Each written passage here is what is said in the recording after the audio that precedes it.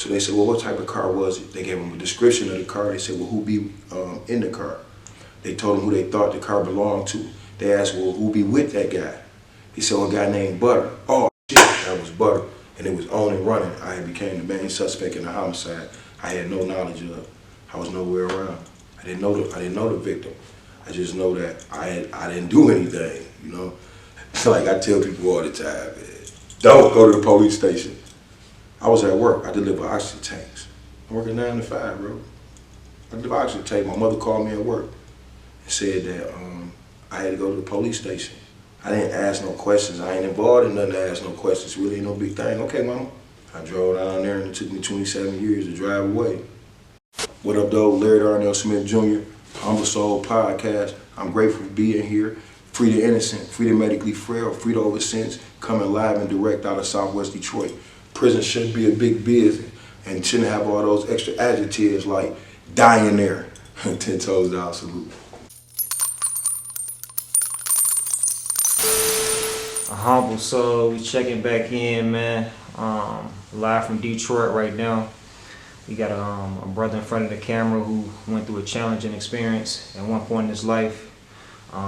Was wrongfully convicted and spent over a quarter century incarcerated before he was freed. He was exonerated after he was locked up for something he didn't do. Larry Smith, what's going on with you, bro? Appreciate you chopping up with AHumbleSoul. What up, though? Larry Darnell Smith Jr. I spent 26 years, 10 months and 7 days in prison for a crime I did not commit. For all practical purposes, 27 years. 27 years, man. Yes, sir. Man, to get into your life story, man, but before you went through that traumatic experience, like, what was it like coming up in Detroit? You know, born and raised in the city? Yeah, for sure. From Detroit. My mom and dad went off to the military. Mom went off with them. And whenever we made it back, and we've been here ever since. Yeah, it's been cool. Detroit is the best. I prayed every day to get back to the D. Can you just take us back to life in Detroit before that crazy experience happened, man? Well, at the time it happened, life was good. I was working, delivering oxygen tanks, going to school, about to graduate. Had plans and dreams and aspirations of being a respiratory therapist. Life was good. I can't complain. It was easy. Yeah. So you weren't actually like into anything crazy prior to that situation? No, not like that. I mean, nothing that nobody can say that they ever seen me do, because I ain't did that. You know what I mean? I was just cool, calm, and collected, more or less. Went to school, knew a lot of people, fought in the community, same community we in right now, one I was raised in, one I was respected in then, I respected it now. And I just appreciate the value of being returned back to my society, you know? No, for sure. So let them know, for the people not familiar with Detroit or your story, like, so where are we at right now? What section did you come up in? Oh, we in Southwest Detroit. Yeah, we definitely in Southwest Detroit, in the hood. We off basically Visitor Road. You ever heard these stories? Big as Visitor Road, Annabelle. I'm from down the street from Big Meech, you know. Matter of fact, they put their equipment up here when they do the BMF.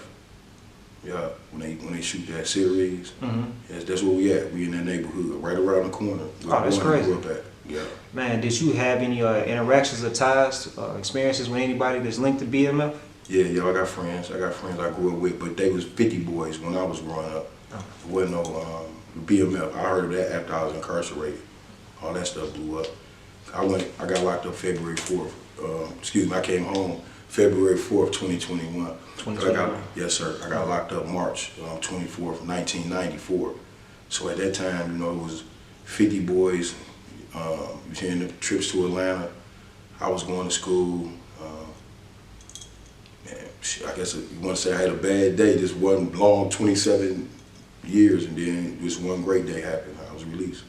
Man, prior to that, did you have any family members or friends who had went through a similar situation as you, that you ended up getting, you know, caught up in? Yeah, I mean, I got an uncle who incarcerated from this community. Out of this community, been locked up like 40 years. Wayne Duff, 1644-98. And I mean, it's a lot of things that go around about why he's incarcerated, where, you know, you can't prove he actually committed a crime, but at this point he's been incarcerated like 40 years. So, you know, it make you say, like, when is enough enough? I mean, 40 years, 50 years, like at what point do you say, okay, a person can return to society and be productive? And what measure do you use?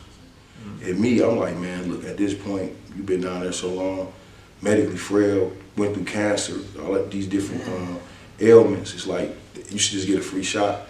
And what I mean by a free shot is an opportunity out here in the street to be a free man, to be able to get some of that information and some of that education that you've experienced throughout that place to your community and your loved ones. Right. Be able to come back and get back. Man, 40 years, and you said the sentence, he sentenced to natural life. Natural life. No opportunity for parole. No. And see, like in Michigan, right, we have, they pushing for what's called second look legislation. Not only in Michigan, but other states, where to give a person an opportunity, you know, after 10 years, if you go through various training. See, you know, they say that the science is that you don't mature fully till you're 26 years old. So a lot of those people that's incarcerated at 16, 17, 18, 19, 20 years old, you know, what's going to afford them not to just spend 40, 50 years and their life go to waste. So that's, you know, something I was pushing for when I first got out of prison, and I still push for, advocate for it. You know, I'm hopeful for that they will pass it to give people like him another opportunity, because you got guys that have been in prison 40 years with one misconduct ticket, or 40 years with no misconduct tickets, meaning that they successfully been navigating the institutional system.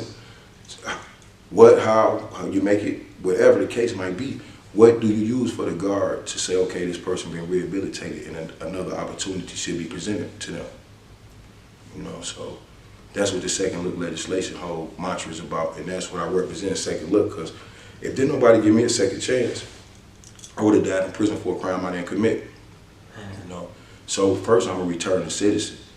You know, then I'm an exoneree, because that means I was locked up for a crime I didn't commit. Right. You know, but I'm still a returning citizen because I went through all the same stuff and torment and torture that those other people went through, from the strip searches to people touching you inappropriately to like just the overall structure of incarceration with no rehabilitation.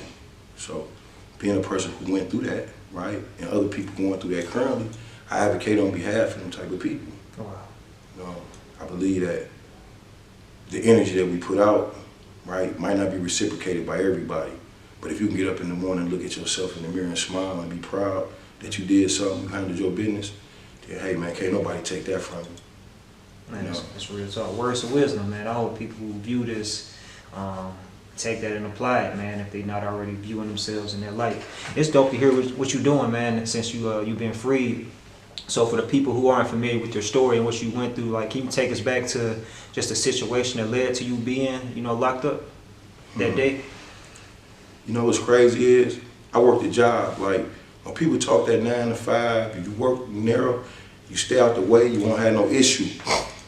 In my life, I did that, and some type of way I still got my name came up in something that had nothing to do with me. And it wasn't even about like who done it. They wasn't looking to solve that aspect of it. They was just looking to close something. And they was able to use it closing me. You know, somebody said that somebody say that they saw, and somebody said that somebody walked like. You understand? Somebody said they seen somebody else's car. Everything is somebody else's. And then it was, who be with that person? Oh, a guy named Butter. And then it became, oh, it was Butter. So it allowed the police and they thing to create and do what they needed to do in order to get a conviction, because they didn't go out and they didn't canvass the area. Like, they had 4 or 5 different alternative suspects, people who actually wanted this person, something to happen to this person. Well, you had a guy who was going to school, interact well in the community. I ain't in that lifestyle with these people. So that's not I shouldn't even be brought down. What's the purpose? What's the purpose, you know, so. Not to cut you off, so what did your name, like, what exactly happened? What was the crime? Oh man, murder. Oh yeah, so yes sir. Right in this community, someone got killed, you know, and they alleged that the person who they didn't see the face of, a person who they did not know, done it, and they alleged I walked like the person at like 4 or 5 o'clock in the morning. And they used the determination based on somebody saying that they seen a car. So they said, well, what type of car was it? They gave them a description of the car. They said, well, who be in the car? They told them who they thought the car belonged to. They asked, well, who be with that guy? He said, well, a guy named Butter. Oh, shit, that was Butter. And it was on and running. I had became the main suspect in the homicide. I had no knowledge of. I was nowhere around. So they tied you to the person who they thought committed the crime. Then they said that you did it. But did you actually know the victim too? Nah, I never met him. I didn't know him. I didn't know the victim. I just know that I didn't do anything, you know. So when they started talking about it, cause like I tell people all the time, man, don't go to the police station. I was at work. I deliver oxygen tanks. I'm working 9 to 5, bro. I deliver oxygen tanks. My mother called me at work and said that I had to go to the police station. I didn't ask no questions. I ain't involved in nothing to ask no questions. Really ain't no big thing. Okay, mama. I drove down there and it took me 27 years to drive away. Yeah, it took me 27 years to drive away. So I imagine how my mother felt, knowing like she raised me to say that these people, we call the law enforcement agencies, is no good people. But in reality, the thing that she taught me, them people was bad people. You know, and they did something bad. What were you thinking on that drive to the police station? Man, I was listening to E40 or something like that. Listening to Captain Saberho, man. I ain't joking, bro. I ain't really thinking like I'm driving to 27 years in prison, bro. I ain't did nothing. You feel where I'm coming from? Like, I done had a car on the street to get hit, sitting out on the street, person swerved, hit the car. You know, I got stuff going on where a police could ask you a question, but not nothing going on where the police can ask you a question, hold you, arraign you, send you through this whole process, and then you be off on your way. Like, nothing as such. I didn't have that. So you make it to the police station after you talk to your mom. What happens from there when you actually enter the police station? How does everything pan out? All bad, because I'm saying, like, I don't know anything about what y'all alleging. Like, I've not done anything. I've been at work. And it's more with them is, yes, you do, yes, you did. And they tell me about things in life I never experienced again. Normal stuff like relationships with women, you know, the whole aspect of the prom. Like, these things, they telling me I ain't gonna never see them. Don't you like women? You know, let us know what we need to know. Say yourself, you know, and I hear a lot of people talking about how they ain't no rats and all this type of stuff, right? But what I found out about a lot of these people in prison was you never know what they is until they face with it, till they put under the gun, right? So I'm proud of myself. Like, I ain't no rat. Like, I never been with no dudes on no levels, no disrespect to nobody, got nothing going on. And I never been on no medication psychotropically prescribed, you know, by the state.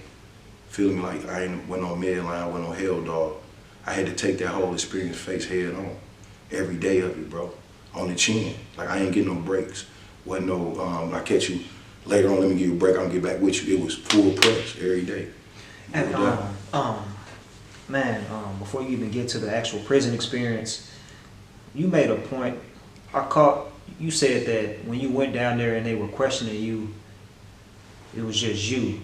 You didn't think that, you didn't know to get like an attorney or anything. Oh like no, that. bro, that's the thing. Mm-hmm. I asked for a lawyer. Yeah, I asked for a lawyer, bro. They turned the lawyer away. My mother sent the lawyer to the police station. I asked for an attorney, man. I'm that guy. I'm the guy that they tell you to do everything that you're supposed to do. I did it. I'm the guy. You go in there and you be quiet. First, you go in there, right? You thinking you young, right? You down here. You haven't done anything. When they pose the questions to you, right? And they start, wait, what do you know about X, Y, and Z? Well, the reality is you think of everything you thought on TV. Versus, after I tell you, I worked the work, I haven't done anything, what's left for me to say? I want a lawyer. I don't know nothing. All right. Anybody on the business, I asked for a lawyer for a couple of days. Lawyer came, my mother retained, they sent the lawyer home. Yeah, sent the lawyer home.